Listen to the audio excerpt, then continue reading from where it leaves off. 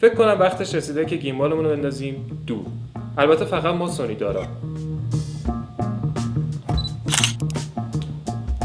چون ما بعد از اینکه فیلم میگیریم میتونیم اون فیلمی که گرفتیم رو ببریم توی نرم افزار سونی کتایلیز و کلیپ هایی که این علامت رو دارن رو به طور دستی و یا اتوماتیک استابلایزشون کنیم. ولی یه نکته ای، اون تصویری که ما لرزششون میگیریم یه مقدار کراب میخوره، اما خوبیش اینه که لرزشی که میگیره باعث میشه حرکت دوربین خیلی نرمتر به نظر بیاد.